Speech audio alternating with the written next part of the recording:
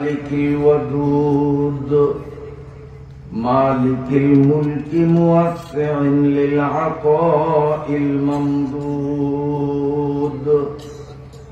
لا عدد عاد لعطائه ولا أحد حاد لآلائه وهو أعلى أولاد آدم وحواء وأوحى إلى رسوله ما أوحى كما أوحى إلى روح الله وإلى موسى لا كما أوحى إلى معطي العسل وإلى موسى اللهم صل وسلم دائما على رسولك محمد المكرم الأكرم صعيد السماء وعلى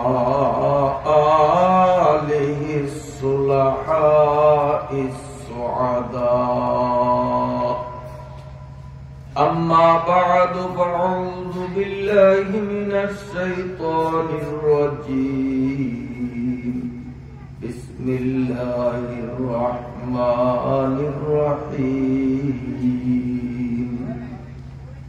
ألف لام ميم ذلك الكتاب لا ريب فيه هدى للمتقين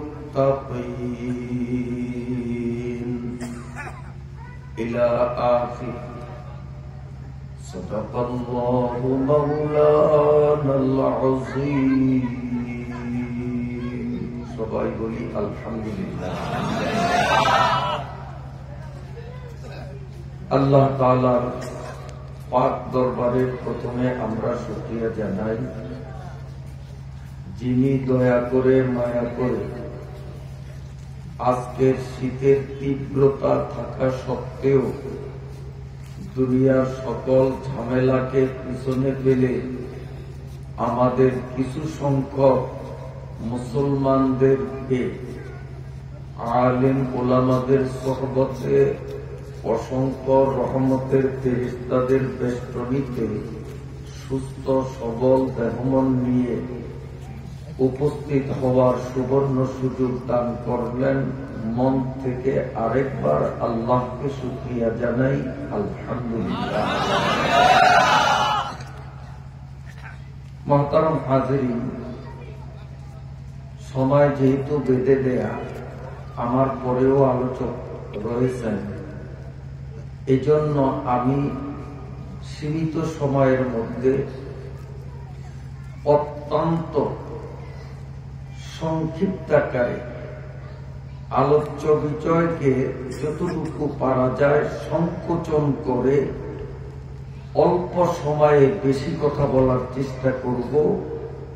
আল্লাহ পাকের কাছে দরখাস্ত, রব্বুল আলামিন যেন অদমের মুখ থেকে এমন কথাই বের করেন যে কথাগুলোর দ্বারা সর্বপ্রথম আমি, সাথে সাথে আমার সকল শ্রোতা মন্ডলী উপকৃত হতে পারি। সবাই বলি আল্লাহুম্মা আমিন। আলিমদের ফজিলত, আলিমদের গুরুত্ব নিয়ে ঢাকা থেকে আগত মেহমান হাফিজ মাওলানা সাইফুল ইসলাম সাহেব দামাত বারাকাতুহুম আমার আগে আপনাদের সামনে আলোচনা করেছেন, মনে আছে তো আপনাদের? সেই সাথে আমি যদি একটু যোগ করি কেমন হবে? অল্প, বেশি না, কারণ যেহেতু সময় লিমিটেড, কথাও লিমিটেড হবে, আনলিমিটেড কথা বলা যাবে না, দড়ি সামনে নিয়ে বসছি।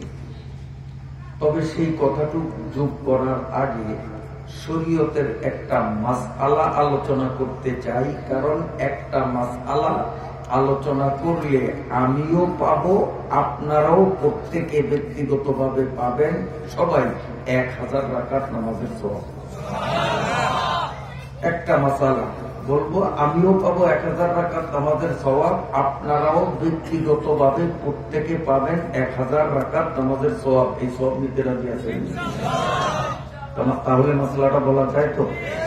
মাসলা বলবো, রাসূলুল্লাহ সাল্লাল্লাহু আলাইহি ওয়াসাল্লামের নাম কি বলেন তো দেখি, জোরে বলেন।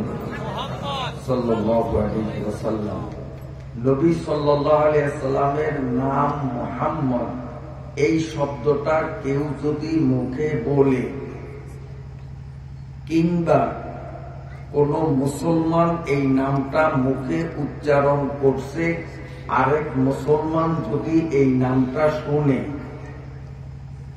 তখন সাথে সাথে সাল্লাল্লাহু আলাইহি ওয়াসাল্লাম অন্তত এতটুকু হলে বলা ওয়াজিব, নইলে সাংঘাতিক গুনাহ হবে। আমি জানি না আজকে বাদ ঈশা শিল্পীদের অত্যন্ত চমৎকার একটি ইসলামী সঙ্গীত আমাদের রাসূলের শানে পরিবেশিত হয়েছে। বারবার আমার প্রিয় নবীর নাম উচ্চারিত হয়েছে।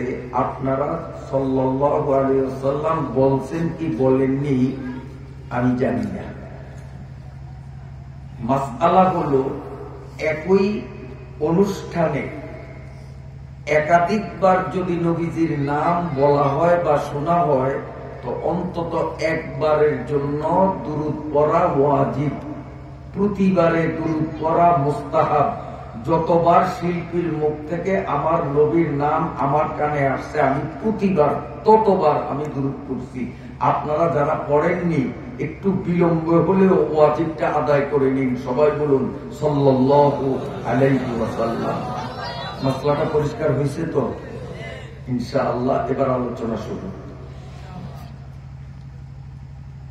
আলেমদের প্রয়োজনীয়তা কি আমি একটু বলবো।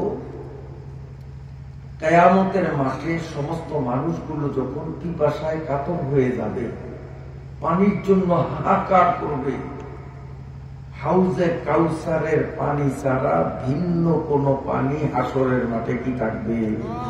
শুধু একটাই কূপ, হাউজে কাউসার। এটা কার নিয়ন্ত্রণে থাকবে? আমাদের প্রিয় নবী সাল্লাল্লাহু আলাইহি ওয়াসাল্লাম। নবীজির হাত কয়টা? হ্যাঁ, কারণ নবীও তো আমাদের মতো মানুষ। ইন্নামা আনা বাশারুম মিসলুকুম। আমাদের হাত যখন দুইটা, নবীজির হাত কয়টা? দুইটা।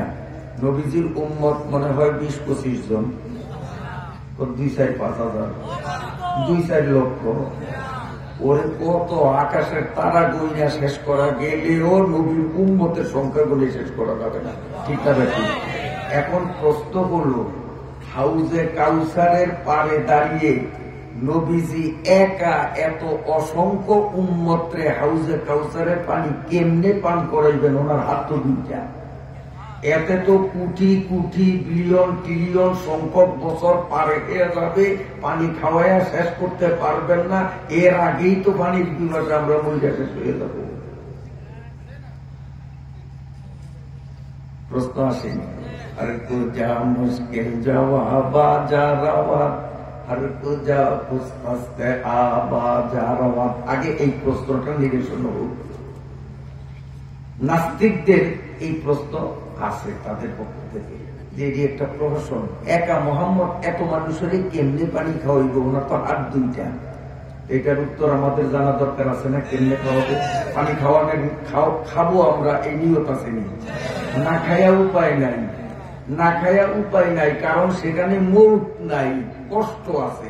পানি না খাই তো কষ্ট পাবো। দুনিয়াতে যদি পিপাসার সীমা ছাড়াইয়া যায় তো মানুষ মারা যায়, মারা গেলে আর পিপাসার বালাই থাকে না। কিন্তু হাসরের মাঠে যত কষ্ট পাবে, মরণ কি হবে? মরণের মরণ হয়ে যাবে, আমাদের মরণ হবে না।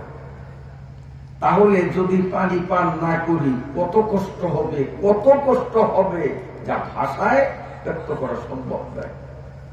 হাসরের মাঠে পিপাসায় কষ্ট পাওয়া ভালো হবে না পানি পান করা ভালো হবে? এখন প্রশ্ন তো হলো, নবী এত মানুষের পানি কেমনে পান করাবে? হাদিস শরীফের মাধ্যমে প্রমাণিত হক্কানি উলামা ইকরাম, নবীর উম্মতের মধ্যে যারা হক্কানি উলামা ইকরাম, নবীজি সাল্লাল্লাহু আলাইহি ওয়াসাল্লামের নির্দেশে পুরা হাসরের ময়দান থেকে আলেম উলামাদেরকে, মাওলানা ফয়জুল্লাহ সাহেবকে, মাওলানা ফরিদ সাহেবকে, আমি সব বুজুর্গ নাম জানি এই মাদ্রাসার, এইরকম হক্কানি আলেম যারা আছে সমস্ত আলেমদেরকে আলাদা করে হাসরের মাঠের মানুষদের থেকে এদেরকে ভিন্ন করে রাসূল সাল্লাল্লাহু আলাইহি ওয়াসাল্লাম হাউজে কাউসারের পাশে আলেমদেরকে নিয়ে দাঁড়াবে। সুবহানাল্লাহ সবাই কইেন না, কারণ কালকে মাহফিল হবে, কালকে সুবহানাল্লাহ বলা লাগবে, কিছু জমা রাখেন। আজকে বললে শেষ হয়ে যাবে, কালকে সুবহানাল্লাহ বলতে পারবেন না। কি বললে ফুরিয়ে যাবে? একটু জোরে বলেন না দেখি আরেকবার। নবীজি একা দাঁড়াবেন না নবীর পাশে আর কেউ কাউকে দাঁড় করাবেন? তাদেরকে আলেমদেরকে দাঁড় করাবেন। দাঁড় করানোর পর আল্লাহ পাকের নবী প্রথম আলেমদেরকে বলবেন, হে মাওলানা ফয়জুল্লাহ শোনো, এই মাওলানা ফরিদ, এরকম নবীজির নাম ধরে ধরে বলবেন,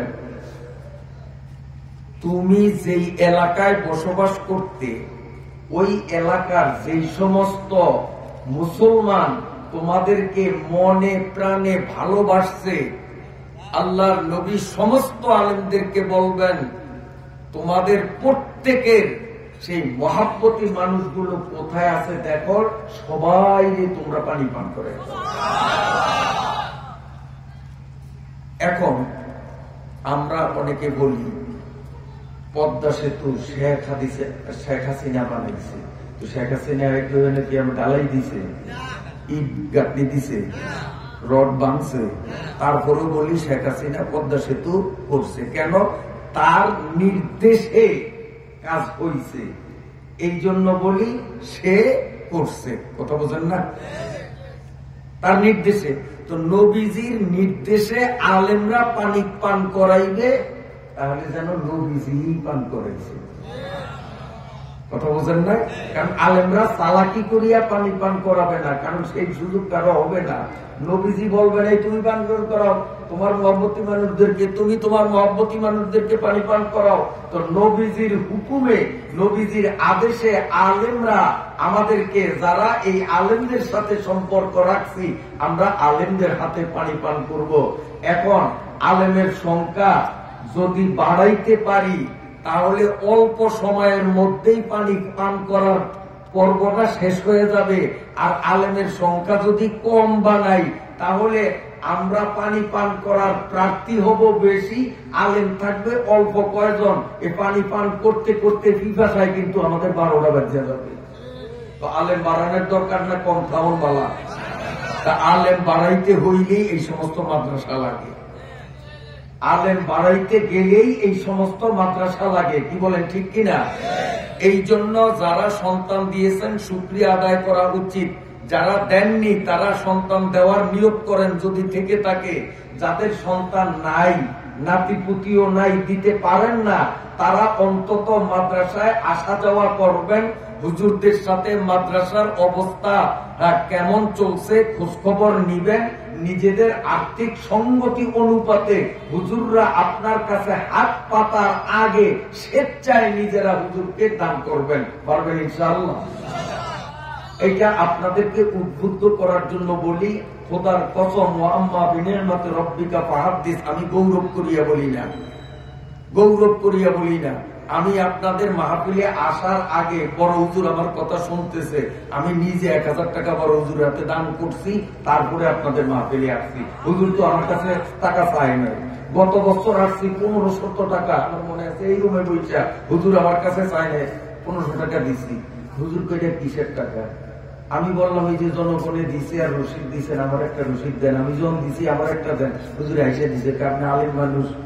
আমি বললাম, আলেম মানুষ মানে হাউজে কাউসারে সেদিন যদি আমি আলেমের সার্টিফিকেট না পাই, পানি তো আমারও খাওয়া লাগবে। হয়তো আপনারে নবী কইব যে পাগলায় তোরে মহব্বত করছে, তোর মাদ্রাসা 1000 টাকা দিচ্ছে, পাগলারে আগে পানি খাওয়া। আমি সেই আশায় খাওয়াইছি। তো নিজে আমল করছি, এই জন্য আপনাদেরকে বলি, আমার নাতি পুতি পোলা কেউ এই মাদ্রাসায় পড়বে না, কারণ আমার বাড়ি এখান থেকে অনেক দূরে। কলকাতা এনে পড়বে আমার। তারপরও আমি দান করছি কেন? ওই আশায় যে নবীজির আদেশে আলেমরা পানি পান করাইবে, হয়তো সেদিন এই টাকায় আমার কাজে লাগবে। ফজলুল্লাহ সাহেব হুজুর বলবে যে নবীগুরি আমারে মহব্বত করছে, আগে নবীগুরিরে খাওয়াই নিয়ে এরপরে বা কি করে। তাহলে আপনারা মাদ্রাসার সাথে সম্পর্ক রাখতে রাজি আছেন? সবকে রাজি আছি। দেখি না রায় থাকবে, না রায় থাকবে। আমি কিন্তু কালেকশন করব না, তবে ফাঁকে ফাঁকে যদি আপনারা আমার কাছে হুজুররা যেমন কালেকশন চায় না, আমি দিছি, আমি আপনাদের কাছে খোদার কসম সান্দা সামু না চাইতে ফাঁকে ফাঁকে যদি 1000 টাকার নোট আর 500 টাকার নোট পেলে দিয়ে যান, আমি খুশি হবো না বেজার হবো। আর ভাগ্য গুণে যদি আল্লাহ আমারে আলেম হিসাবে কবুলই করে, আর নবী যদি কয় নবী বুড়ি তোরে যারা মহব্বত করছে এবারে পানি খাওয়া, আমরা করে আমি ধুইয়া কি একবার নিজে খাইয়া জানাতে জানো? আমি আপনার ঘরে লই একটা, তার কারণ আমার হাতে আপনারা টাকা দিচ্ছেন এটা বলুন না, আল্লাহ ভুলেই গুণ, আল্লাহ মনে করিয়ে দিত। কাজে আপনারা দিলে আমি না কমু না, না দিলে আমাদের কাছে চাইমু না। এখন আপনারা কি করেন সেটা আপনাদের বিবেকের উপরে ছাড়িয়া আমি আমার মূল আলোচনায় চলছি। আমি আপনাদের সামনে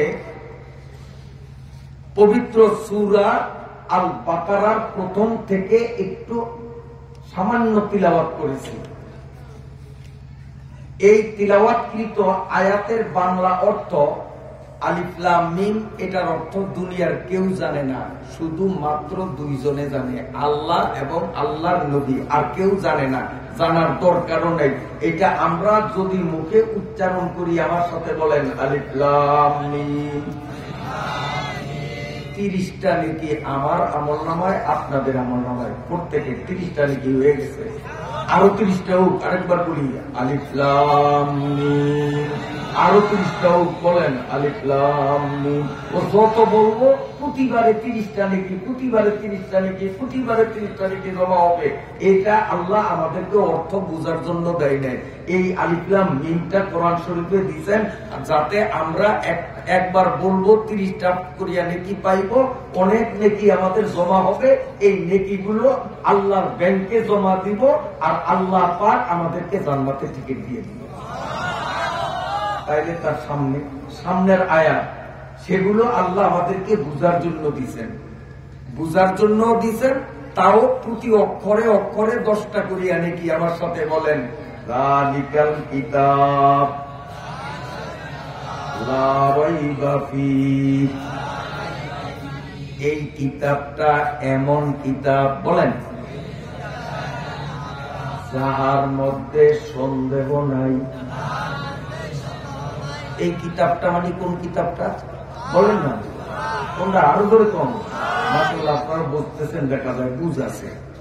আল্লাহ পাক কোরআন শরীফের দিকে ইঙ্গিত করিয়া বলেন এই কিতাবটা এমন কিতাব যার মধ্যে ভুল তো দূরের কথা, সন্দেহ নাই। আপনারা খুশি না বেজার? সময় যেহেতু কম, আমি বসিয়া থাকলেও আমার ঘড়ি কিন্তু বসিয়া নেই, ও আগাইতেছে। আমি অনেক কথা বলার ইচ্ছা থাকলেও ঘড়ি আমাকে সুযোগ দিবে না। এজন্য স্পিড বোর্ডের গতিতে আমাকে চলতে হবে।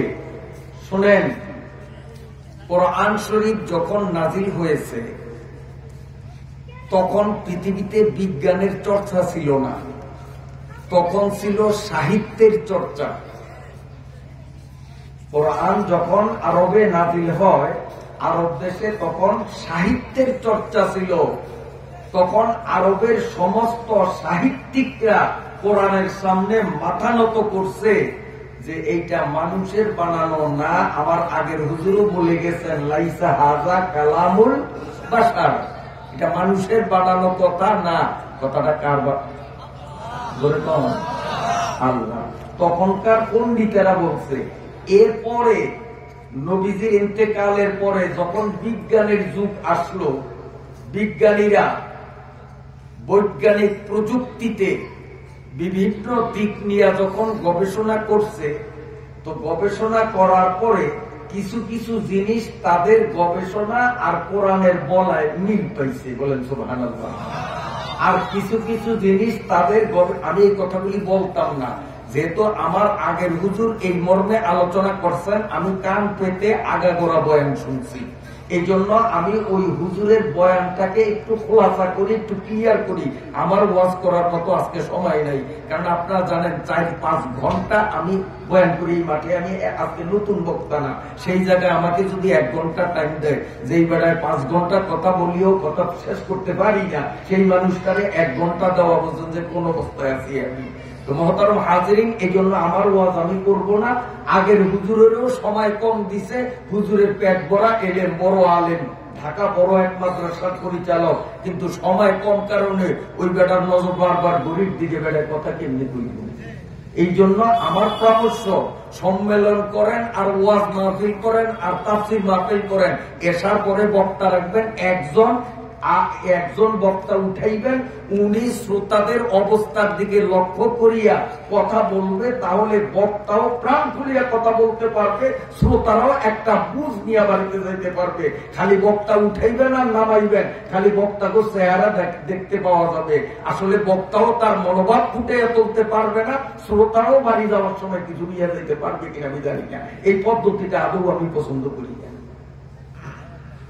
মহতারাম হাজিরিন, যাক আমার মনে লাগছে আমি পরামর্শ দিছি, কার কাছে ভালো লাগতে পারে, কারো কাছে খারাপ লাগতে পারে, সেটা যার যার ব্যক্তিগত ব্যাপার। আমি বলতেছি, যখন নবীজির ইন্তেকালের বহুকাল পরে বিজ্ঞানের চর্চা শুরু হলো, বৈজ্ঞানিকরা গবেষণা করলো, তো বৈজ্ঞানিকদের বৈজ্ঞানিক প্রযুক্তিতে গবেষণা করিয়া কিছু কিছু বিষয়ে কোরআনের সাথে মিল পাইছে, যে বিজ্ঞানে যা বলে কোরআনেও তা বলে, বলেন সুবহানাল্লাহ। আর কিছু কিছু বিষয়ে কোরআনের সাথে মিল পায় নাই, কোরআন বলে একটা, বিজ্ঞান বলে আরেকটা। তখনকার নাস্তিক বেঈমানরা বলতো এই যে কোরআন এই জায়গায় ভুল আছে, আর মুসলমানরা বলতো যে না, কোরআনে ভুল নাই, বিজ্ঞানী তোরা আসলে কোরআনের মর্ম বুঝোস নাই, আল্লাহ কোরআন নাজিল করছেন, আল্লাহ ভুল করতে পারে না। মুসলমানরা না বুঝিয়াও বিশ্বাস করছে যে আল্লাহর কোরআন ঠিক। ঠিক আছে নি? আপনারা বিশ্বাস করেননি? হ্যাঁ, একটু উদাহরণ দিলে বুঝবেন। এই পদার্থ বিজ্ঞানীরা এক সময় গবেষণা করিয়া তাদের গবেষণায় ধরা পড়লো যে পৃথিবীর সকল পদার্থের মূলে আছে অণু, অণুর পরে কিচ্ছু নাই। আর কোরআনে ১৫০০ বছর আগে বলছে পদার্থের মূলে আছে ইলেকট্রিসিটি, বিদ্যুৎ। এখন বলেন, বিজ্ঞানে যা পাইল আর কোরআনে যা কইল মিল হইল না বা মিল হইল? বিজ্ঞানে কয় এরা গবেষণা করিয়া দেখে পদার্থের মূলে আছে অণু। অণু কারে কয়, পরমাণু কারে কয়, এটম কারে কয়, ওগুলি ব্যাখ্যা দিমু। এই বেড়ায় আমার দিব না, তো সেই বেড়া, কারণ এই বেড়ায় কিন্তু অনেক দূরে চলিয়া গেছে, এই জন্য ওগুলি ব্যাখ্যা দিব না। মোট কথাটা বলি, বিজ্ঞানীরা বলছে পদার্থের মূলে অণু। অণু কি জিনিস সেটা আবার সুযোগ পাইলে অন্য সময় ব্যাখ্যা দিব, আজকে না। এখন এইটুকুই জানি, বুঝি আর না বুঝি অন্তত অণু শব্দটা মনে রাখতে পারবো। তো বিজ্ঞানীরা বলে পদার্থের মূলে আছে অণু, অণুর পরে কিচ্ছু নাই। আর কোরআনে তারও ১৫০০ বছর আগে বলছে পদার্থের মূলে আছে ইলেকট্রিসিটি বা বিদ্যুৎ। এখন বলেন, বিজ্ঞান আর কোরআন এক হয়েছে না বেশ কম হয়েছে?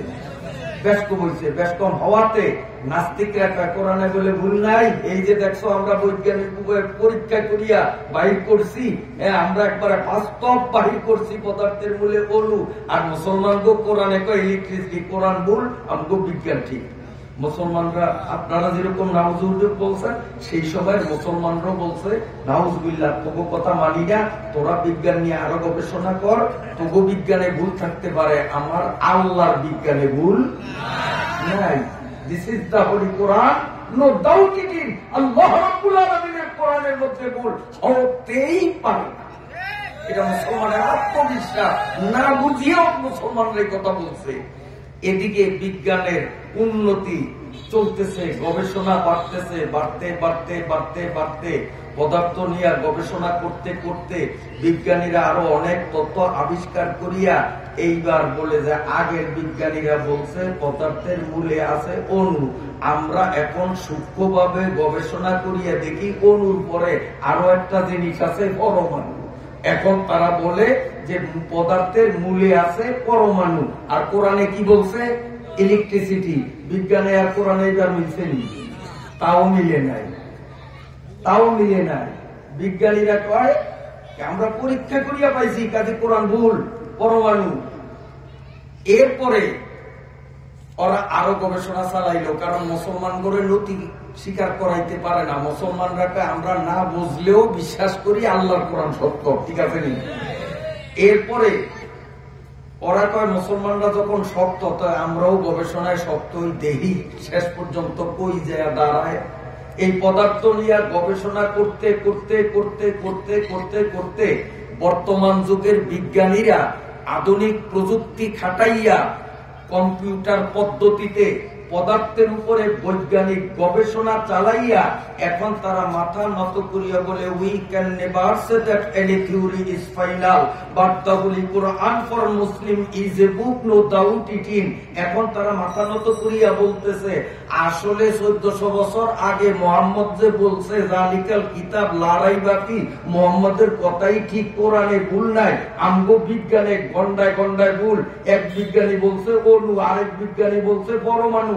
এখন আমরা পরীক্ষা করিয়া দেখি যে না, পরমাণুর পরে আরো একটা জিনিস পাওয়া যায় যেটা বৈজ্ঞানিক পরিভাষায় নাম হল ইলেকট্রিসিটি। তো তোরা পাইছিস এখন, আর মুসলমানরা কোরআনে পাইছে 13,000 বছর আগে। उतर कर हिरा से सोए कौम आया, उतर कर हिरा से सोए कौम आया, और कन सुखाए की मिया साथ लाया। এইরকম একটা আর দুইটা না, কত উদাহরণ দেব। আমাদের কোরআনে বলা হয়েছে একদিন আসমান ভাঙবে, জমিন ভাঙবে, কিয়ামত হইবে। জীবনে মনে হয় শোনেন নাই আপনারা? হ্যাঁ, কোরআনের মধ্যে আছে ইজা শামসু কুব্বিরাত। এই হাফেজ আসেনি, কেউ আসেনি রে আয়াতটা কোরআনে? হাফেজরা কথা কও, আছে ইজা শামসু। এই আয়াতটাকে আজকে আমি বানাইছি না তো ওয়াইদুল্লাহ হুজুর বানাইছে, না একবারে 1400 বছর আগের থেকে? 1400 বছর আগের থেকে না? আমার নবীর উপরে এই আয়াত নাযিল হইছে না? ইজা শামসু কুব্বিরাত। অর্থ কি? এমন একদিন আসবে যেদিন সূর্যে আলো থাকবে না, সূর্যটা অন্ধকার হবে, কালো হবে। এই সূর্য সম্বন্ধে কোরআনে একটা থিওরি দিছে। বিজ্ঞানীরা এইবার সূর্য নিয়ে গবেষণা শুরু করছে। বিজ্ঞানীরা গবেষণা শুরু করছে যে মুসলমানগণ এইবার ভুল ধর্ম, সূর্যের মতো জিনিস যার দিকে চোখ দিয়া চাওয়া যায় না, এত আলোর তীব্রতা, এইটা বলে আলো হীন হবে, অন্ধকার হবে। এরা সূর্য নিয়ে গবেষণা শুরু করছে। কোন বিজ্ঞানী? তার নাম হলো, নামটার মধ্যে ছুটে গেল। এই বিজ্ঞানী ইংরেজি ভাষায় এইরকম মোটা একটা বই লিখছে। বইটা ইংরেজি ভাষায়, বাড়ি হলো আমেরিকা। বইটার নাম হলো the birth and death of the sun. The birth and death of the sun নামে ইংরেজিতে একটা বড় বই লিখছে। এই বইয়ের মধ্যে উনি বৈজ্ঞানিক প্রযুক্তিতে সূর্য নিয়ে গবেষণা করিয়া তিনি যে সিদ্ধান্ত আবিষ্কার করছেন, গোটা পৃথিবীর বিজ্ঞানীরা মানিয়া নিছে। তার থিওরির সার সংক্ষেপ কথা হলো এই যে সূর্যটা এমন একটা আলোকপিণ্ড যার প্যাডের ভিতরে প্রতি সেকেন্ডে আপনার 64 কোটি টন, টন বোঝেননি? 27.5 মনের কয় 1 টন, 27.5 মনে 1 টন। এইরকম 64 টন হাইড্রোজেন নামক এক প্রকারের গ্যাস। এই যারা স্কুল কলেজে পড়ছে তারা বুঝবে সহজে, আপনাকেও বোঝার দরকার নাই, নামটা মনে রাখলেই হবে। যেমন কেরাসিন, পেট্রোল, ডিজেল, এটি চিনেন না? এইরকম দরিয়ালড়ি এরকম একটা জিনিসের নাম আছে হাইড্রোজেন। বলেন কি নাম? ওই বিজ্ঞানী আবিষ্কার করছে যে সূর্যের গর্ভে প্রতি সেকেন্ডে, মিনিটে না, প্রতি সেকেন্ডে 564 টন হাইড্রোজেন পুরিয়া ফিউশন প্রক্রিয়ায় 560 টন হিলিয়াম গ্যাসে পরিণত হয়। ছিল হাইড্রোজেন, যেমন আমরা ইঞ্জিন যারা চালান, ইঞ্জিনের মধ্যে পরিষ্কার মোবিল ঢালেন, কয়েকদিন পরে মোবিল যখন বদলান, মোবিলের ডিসকালার হয়ে যায় না, কালো হয় না পুরিয়া। এই হাইড্রোজেন গুলি সূর্যের গর্ভে পড়ে কি পরিমাণ? প্রতি সেকেন্ডে 564 টন, মন না টন, সেকেন্ডে। এই হাইড্রোজেন গুলি পুরিয়া, হাইড্রোজেন থাকে না, ফুরিয়া এটার চেহারা পাল্টায়, নামও পাল্টায়। ফুরিয়া যা হয় তার নাম হলো হিলিয়াম। পড়লে এটার নাম কি? হিলিয়াম। তাহলে প্রতি সেকেন্ডে 564 টন হাইড্রোজেন পুরিয়া 560 টন হিলিয়াম গ্যাসে রূপান্তরিত হইতেছে। বিজ্ঞানী তার প্রযুক্তি দিয়া সে দেখলো যে এইভাবে প্রতি সেকেন্ডে এত করলে মিনিটে কত, ঘন্টায় কত, সপ্তাহে কত, মাসে কত, সূর্যের জন্ম থেকে নিয়ে আজকের দিন পর্যন্ত কত কোটি কোটি কোটি কোটি টন পড়ছে, পড়তেছে আর কমতেছে। নতুন কইরা ওখানে কেউ হাইড্রোজেন ঢুকায় না, কারণ দুনিয়ার কোন বিজ্ঞানীর বাবারও ক্ষমতা নাই যে সূর্যের টাঙ্কির কাছে যাইবে আর ওখানে হাইড্রোজেন নামক তেল ভরবে। এরকম ক্ষমতা আছে কারো? আছে কারো? নাই।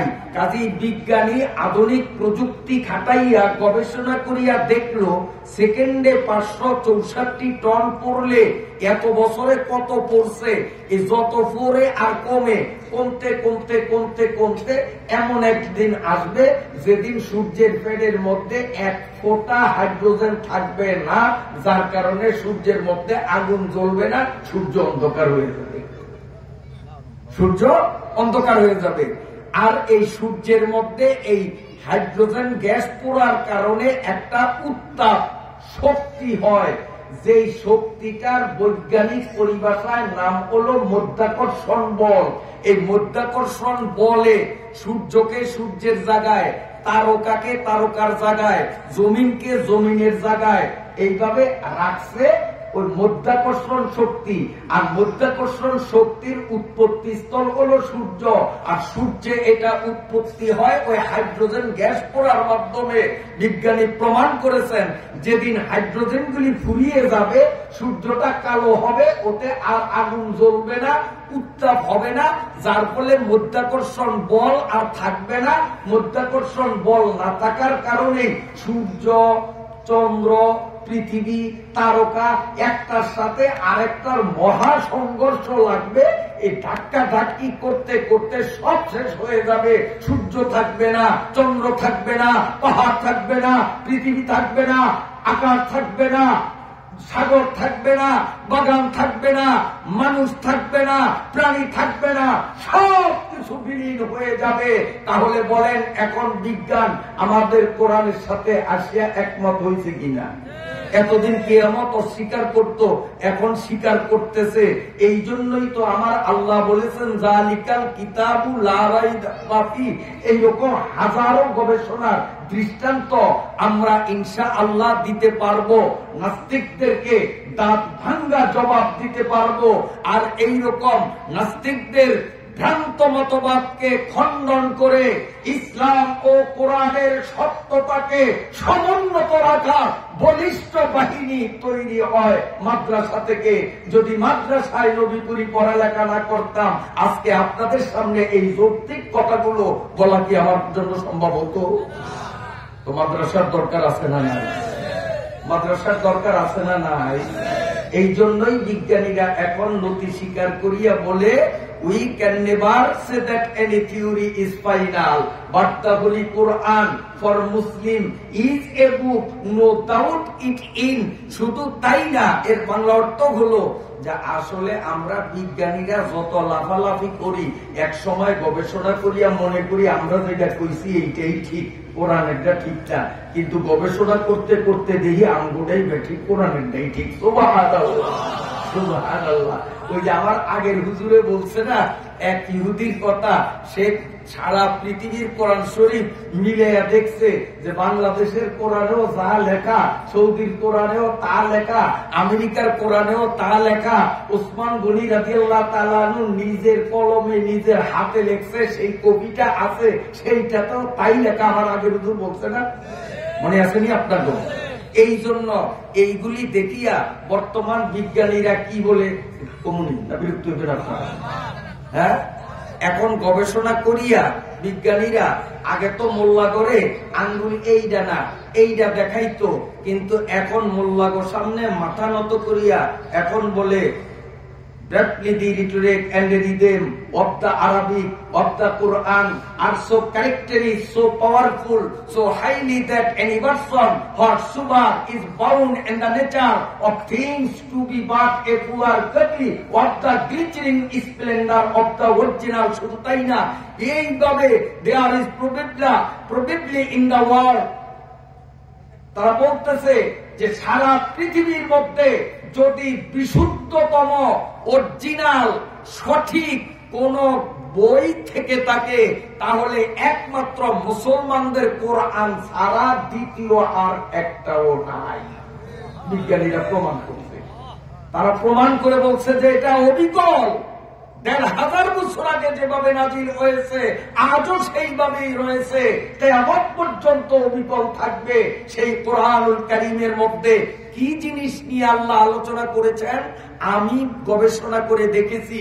এই কোরআনুল কারীমের মধ্যে নবমণ্ডল, তারপরে বায়ুমণ্ডল, ভূমণ্ডল, ভূগর্ভ, ভূতল সম্পর্কে অর্থাৎ সৃষ্টি জগৎ সম্পর্কে অনেক বৈজ্ঞানিক তথ্য কোরআন শরীফের মধ্যে বর্ণিত হয়েছে, যেগুলোকে আগে বিজ্ঞানীরা মিথ্যা প্রতিপন্ন করলেও আজকে তাদের উন্নত গবেষণায় কোরআনেরটাই সঠিক বলে তারা স্বীকৃতি দিয়ে যাচ্ছে। বলুন আলহামদুলিল্লাহ, আলহামদুলিল্লাহ।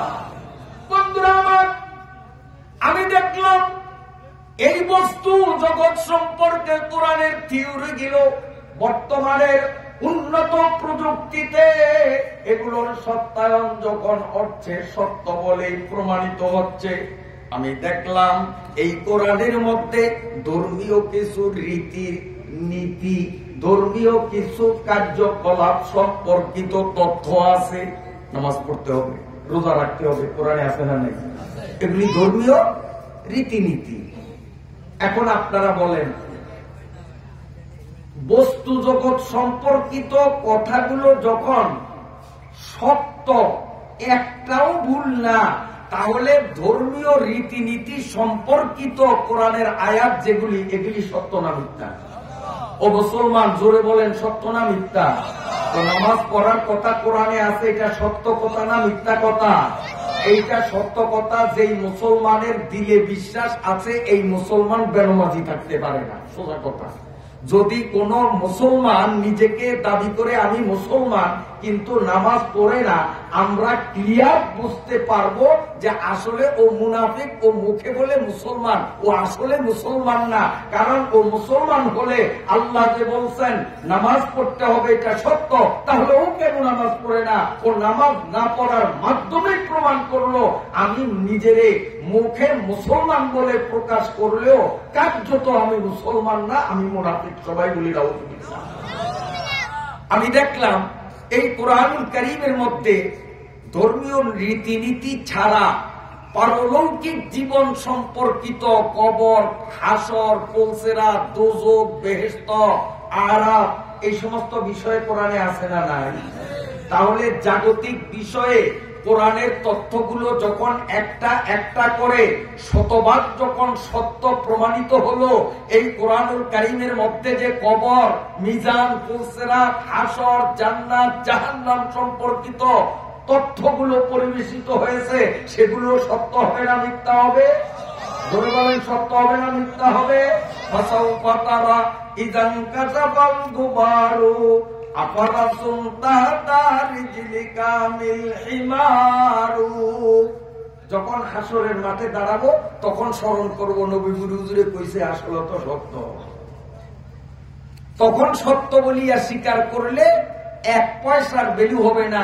এখন স্বীকার করতে হবে যে হ্যাঁ, কোরআনে যা বলছে এগুলি দুনিয়া সম্পর্কিত কথাগুলো যখন সত্যে প্রমাণিত হয়েছে, আখিরাত সম্পর্কে যে সব কথা কোরআনে বলা হয়েছে সেগুলো সত্য হবে না মিথ্যা হবে? এই পবিত্র কোরআনুল কারীম নিয়ে গবেষণা করে আমি দেখেছি কোরআনুল কারীমের মধ্যে কতগুলো ভবিষ্যৎবাণী সংক্রান্ত আয়াত আছে। উদাহরণত একটা উদাহরণ সংক্ষেপে দেই। কোরআন শরীফের এক জায়গায় বলা আছে, এক সময় পৃথিবীর মধ্যে শক্তিধর রাষ্ট্র ছিল পারস্য।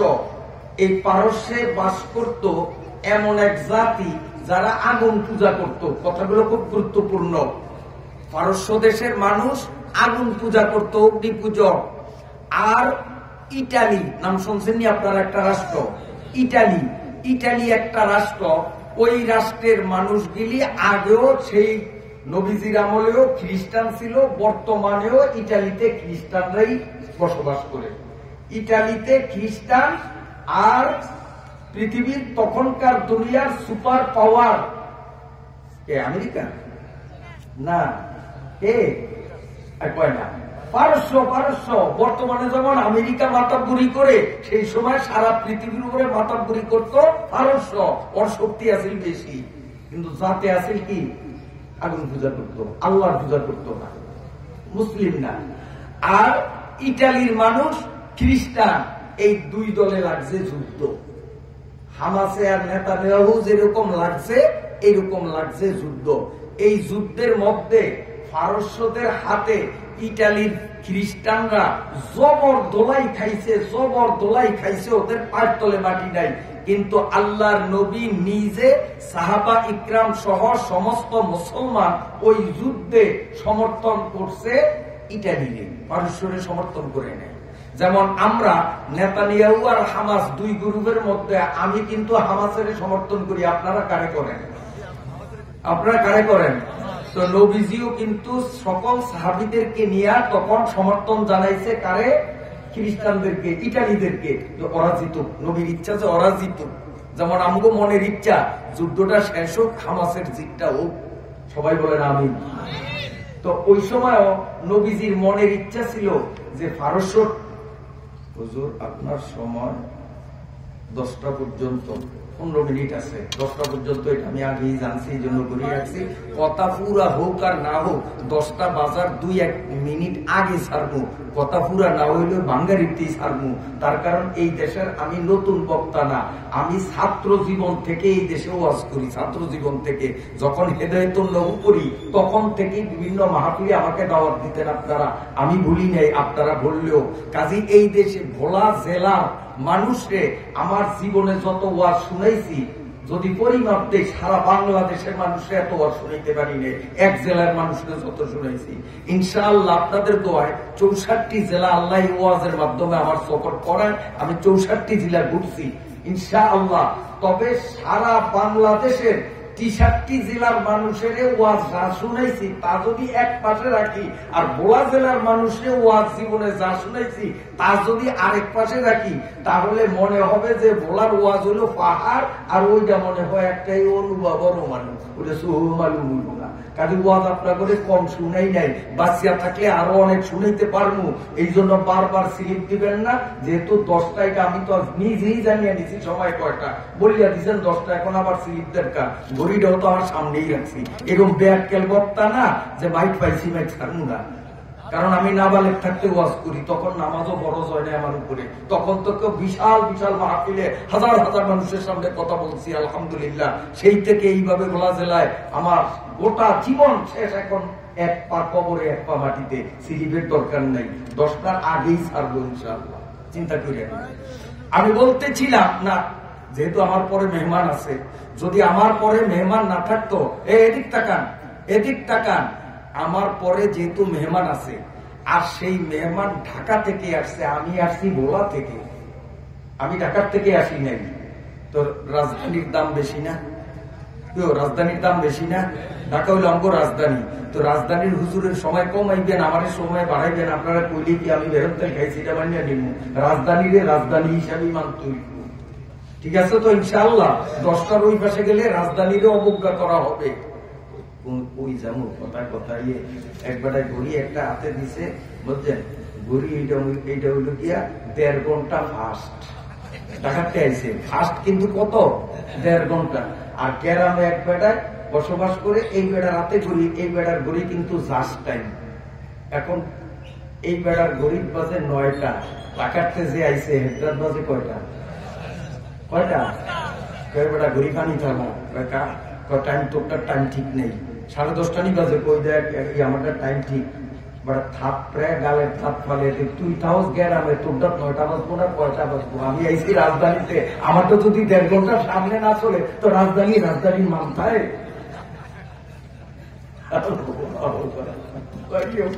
একটু মজা করলাম আপনাদের সাথে, সময়ের আগে ইনশাল্লাহ ছেড়ে দিব ঘড়ি। এই জন্য আমি কোলে সামনে রাখছি, যা হাতে থাকলে হয়তো নজর নাও করতে পারে, এই জন্য ওদের আছে, ওদিকে নজর দেয়। আমি বলতেছি কোরআনুল কারীমের মধ্যে আল্লাহ তাআলা যত সব বিষয় নিয়ে বলেছেন সবকিছুই সত্য, সবকিছুই সত্য। আমার সাথে একমত কিনা আপনারা? এখন কোরআনে কি কি নিয়ে বলছে এই একটু শুরু করি। আছে মাত্র আমার গরিব টাইম মোতাবেক 11 মিনিট, এই 11 মিনিটে যদ্দুর পারি কি বলছে শুরু করব। বলেন আমার সাথে সাথে বলেন, হুদাল্লিল মুত্তাকিন। অর্থ হলো এই কোরআন মুত্তাকিনদের পথ প্রদর্শক। শব্দের অর্থ এই কোরআন মুত্তাকিনদের পথ প্রদর্শক। এখন আপনারা অনেকে ঠকে দিবেন, ফজলুল্লাহ হুজুরে বড় হুজুর, এইতে মুত্তাকি হইব। আমরা গ্রামের মানুষ, কাজিরাটের করি দোয়ানদারি, আমরা করি আলসাস, আমরা কি মুত্তাকি হইতে পারবো? আল্লাহ কয় না না, মুত্তাকি হওয়ার জন্য বড় হুজুর হওয়া লাগে না, ফিসাব হওয়া লাগে না, খালি এই হাতের পরে গণা এই কয়টা কাম যদি করতে পারো, আমি আল্লাহ সার্টিফিকেট দিয়ে দিলাম তুমি মুত্তাকি। হাসরের মাঠে যেইখানেই তুমি থাকো, তোমারে তালাশ করিয়া খুঁজিয়া আমার এই কোরআন ধরিয়া তোমারে ডাইরেক্ট জান্নাতে নিয়ে বুঝি। তুমি জান্নাত তালাশ করা লাগবে না, আমার কোরআনে তোমারে তালাশ করবে। হুদাল্লিল মুত্তাকিন, যদি মুত্তাকিন হইতে পারো তো কোরআন তোমারে খুঁজিয়া ধরিয়া জান্নাত পর্যন্ত তোমারে পথ দেখাইয়া দিবে, যে এই গেট যা খেলা দিয়া গেটে 2 বছর বার করিয়া দিব। কারে দিব? সবাই রে না, মুত্তাকি। এখন মুত্তাকি হইতে কি লাগে? আল্লাহ কয় আল্লাযীনা ইউমিনুনা বিল গায়ব। 1 নম্বর হলো কলেমা লা ইলাহা ইল্লাল্লাহু মুহাম্মাদুর রাসূলুল্লাহ, স্বীকারোক্তি দিতে হবে। আমরা স্বীকারোক্তি দিছি না? তো সবাই আরেকবার বলি, লা ইলাহা ইল্লাল্লাহু মুহাম্মাদুর রাসূলুল্লাহ। এই আল্লাযীনা ইউমিনুনা বিল গায়বের দ্বারা উদ্দেশ্য হলো 1 নম্বর মুত্তাকি হওয়ার জন্য কাম এই কলেমার স্বীকারোক্তি দেওয়া। এতেই শেষ না, মুত্তাকি হওয়া যাবে না, আরো একটা লাগবে। 2 নম্বরে কি? ওয়ায়ুকিমুনাস সালাত, 5 ওয়াক্ত নামাজ। 2 নম্বরে কি? 5 ওয়াক্ত নামাজ। হ্যাঁ। 3 নম্বরে অমিম্মা রাযাকনাহুম ইউনফিকুন, আমি তোমাদেরকে যা দিছি এখান থেকে কিছু ব্যয় করতে হবে। 4 নম্বর والذين يؤمنون بما أنزل إليك وما أنزل من قبلك, আল্লাহ পাকের নাজিলকৃত কিতাবগুলির মধ্য হইতে কোরআন ছাড়া বাকি কিতাবগুলো শুধু আল্লাহর কিতাব এতটুকু বিশ্বাস করা, আর কোরআনকে আল্লাহর কিতাব হিসাবে বিশ্বাসও করা, আর কোরআনের নির্দেশগুলি অক্ষর অক্ষরে পালন করা। এটা হলো 4 নম্বর। আরেকটা শেষ 5 নম্বর, ওয়াবিল আখিরাতি হুম ইউকিনুন, আখিরাত নামে একটা জগৎ আছে, এই বিশ্বাস 100% মনে লালন করা। এই 5টা কাজ করতে কি টাইটেল পাস করা লাগে? লা ইলাহা ইল্লাল্লাহ মুহাম্মাদুর রাসূলুল্লাহ পড়তে টাইটেল পাস করা লাগে? বড় হুজুর হওয়া লাগে? পারেন না আপনারা? পারেন না? তাহলে সহজ।